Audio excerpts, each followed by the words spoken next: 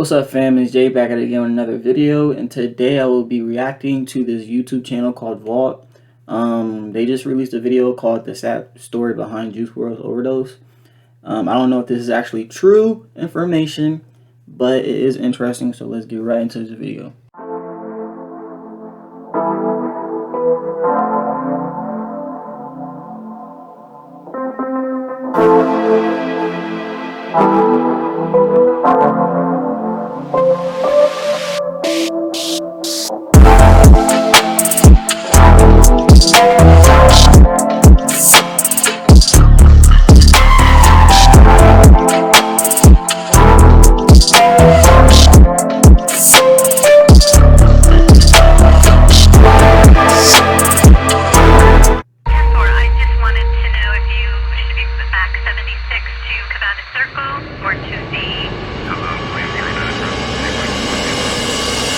On December 7th, 2019, Juice WRLD and his entourage would begin to board a Gulfstream private jet that was located inside the Van Nuys Airport.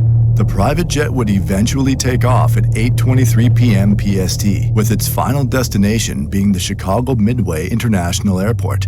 The jet would be airborne for just over 3 hours before safely landing at the Atlantic Terminal in the Chicago Midway International Airport at around 1:28 a.m. CST.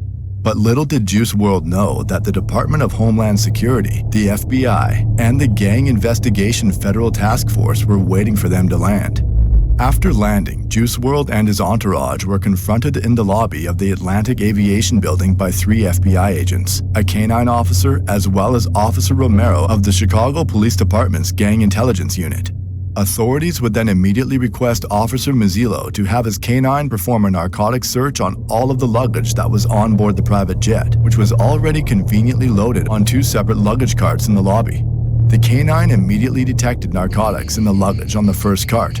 Officer Mazzillo would then take the canine outside, where it would later return to detect even more narcotics in the luggage on the second cart.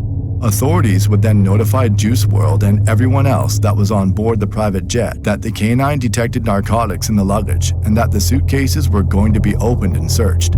While the search was taking place, Ali Lottie, Juice WRLD's girlfriend, would return from the bathroom and take a seat on the lounge chairs in the lobby with Juice WRLD seated directly in front and to the right of her.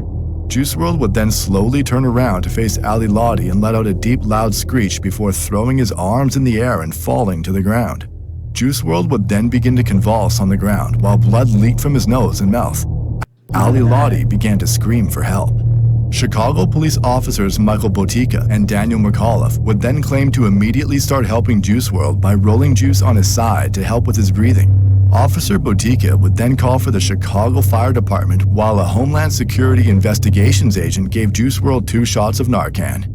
Officer Botica would then claim that after receiving the Narcan shots that Juice WRLD would stop convulsing.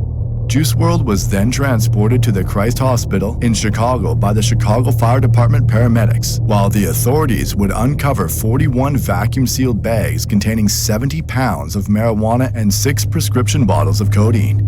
After the search, 2 members of Juice WRLD's entourage were taken into custody by police. The first individual was a man by the name of Henry Dean, who was Juice WRLD's personal security guard at the time.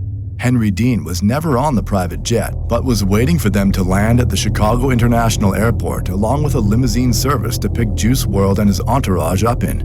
After getting word that Juice WRLD safely landed, Henry Dean would enter the airport to help everyone that was on board the flight with their luggage, but was quickly stopped by authorities. Officers would then ask Henry Dean if he had any weapons on him, which he would inform them that he did, in fact, have 2 firearms on him but has a valid firearms owner ID as well as a concealed carry license. Unfortunately, these licenses did not allow him to carry a concealed firearm inside an airport, and police eventually arrested Henry Dean on 3 charges relating to the firearms he had in his possession. The other individual arrested was Chris Long, Juice WRLD's personal photographer and videographer. I didn't know you needed your license had to state that you could carry your firearm in the airport. I never knew that. Never knew that was a thing. Chris Long was arrested after authorities discovered a bag containing camera equipment along with a .40 caliber pistol hidden inside. When asked who the bag belonged to, Chris Long would claim ownership of the bag but denied any knowledge of there being a firearm inside. Chris Long would then be arrested and charged with unlawful possession of a firearm at around 2:03 a.m. on December 8, 2019. A little over an hour later, Juice WRLD would be pronounced dead by Dr. Sean Motsney at 3:14 a.m. The cause of death was later revealed to be oxycodone and codeine toxicity. Everyone else that was on board the private jet was free to go without any additional charges. But what about the 70 pounds of marijuana that was trafficked over 2,000 miles across the country? It was stated that neither of the suitcases containing the vacuum-sealed bags had any name or personal items that could be linked to any of the passengers on the jet, and nobody claimed ownership of the suitcases either. But why was it even on the jet in the first place? Juice WRLD was a rich and famous superstar. Why would anyone put Juice WRLD in that position in the first place? Regardless, the feds weren't just going to let drug trafficking slide, right? After looking further into the police report, something odd stood out to me, and that was the fact that the Gang Investigation Federal Task Force was waiting for them to land. I can understand that if the pilot called in a tip stating that there were narcotics and firearms on board, why the Department of Homeland Security, the FBI, and the police being there. But the Gang Investigation Federal Task Force seems strange and oddly specific.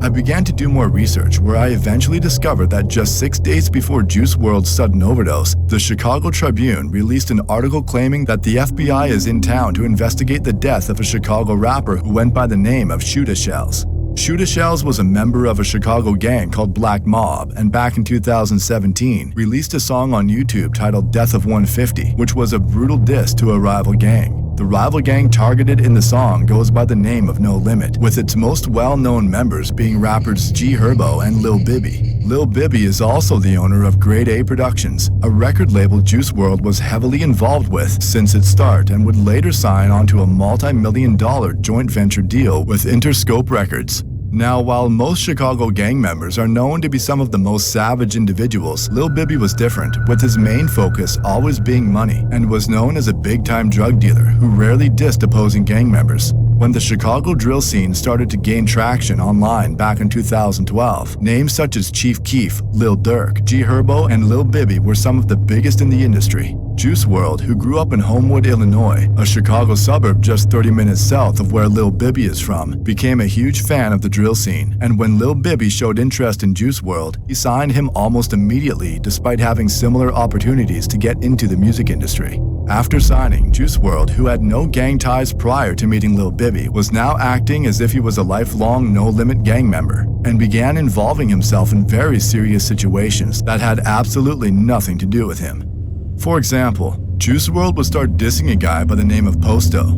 Posto was a member of a Chicago gang called Lakeside, which rivals No Limit, and was brutally murdered back in November of 2013 at just 18 years old, after being shot in the head while standing in the first-floor hallway in a building located on the 2700 block of East 80th Street in Chicago. And on my wrist is a glass house. Smoking Pasto till I pass out.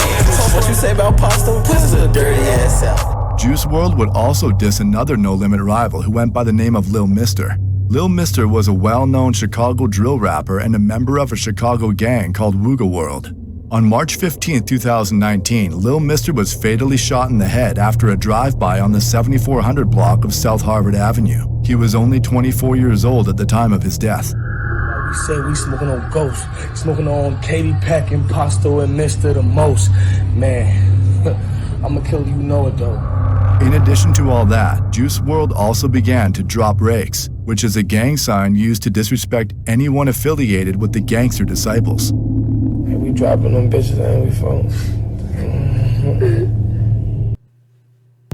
Most of these subtle yet very serious expressions of disrespect would go over the heads of the majority of Juice WRLD fans, but fans of the Chicago drill scene would immediately take notice and criticize Juice WRLD and No Limit online. One Chicago drill specialist by the name of Rasha947 would comment, "Wow, this is actually shameful. How are No Limit letting him do this meal ticket or not? Straight clown. He would be on this sub if he wasn't famous." Another drill superfan by the name of Throwaway8881 would say, "Herb, Cairo, and Bibby are some clowns for letting him do all this." A now deleted user would respond to that comment with, "It's gotta be awkward these savage hood dudes pretending to vibe with him just for money and clout when he's clearly some soft suburban dude, and him trying to pretend he can relate to their savage mentalities." These situations are prime examples to show the lengths Juice World would go in order to fit in with the No Limit street gang. Now, going back to the narcotics found on Juice World's private jet, fans have been speculating on several theories since the day it happened, with the common one being that the narcotics found on Juice WRLD's private jet were for personal use and were most likely being brought from California to Chicago to be given out to the guests at Juice WRLD's 21st birthday party that was scheduled on the day he unfortunately passed away. Another theory being discussed online is that Juice WRLD's girlfriend, Ali Lottie, was the mastermind behind all of this, with the evidence being leaked court documents claiming that Ali Lottie was arrested for trafficking meth back in 2017. Ali Lottie denied these claims on Twitter by tweeting, "Never seen meth ever, and I'm pretty sure meth is Adderall. Again, this paperwork has nothing to do with me. I'm so sorry. I don't even know the lawyer." Fans would also speculate that Chris Long may have something to do with this due to his ties with the underground cannabis industry in Los Angeles. This is Chris Long, the plug. Royal Buds LA is a store that sells medicinal marijuana. Yes. And you're the manager.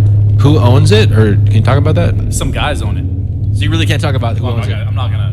Okay, that's The fair. weed business is a already business shady. where I love the weed business. information is kept close to They the don't chest. think it. Yeah, but basically he works for some dudes that own a lot of them. Like he works with them, and they are fucking. How'd they kingpins find with you? the shit.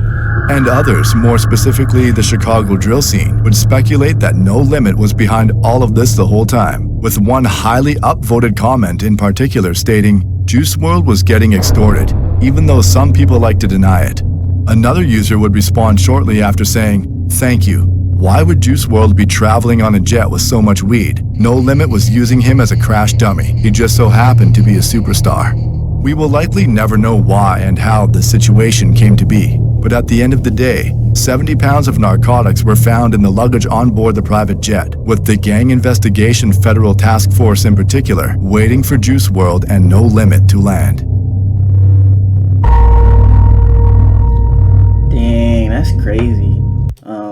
Once again, this is not actual, factual information. This is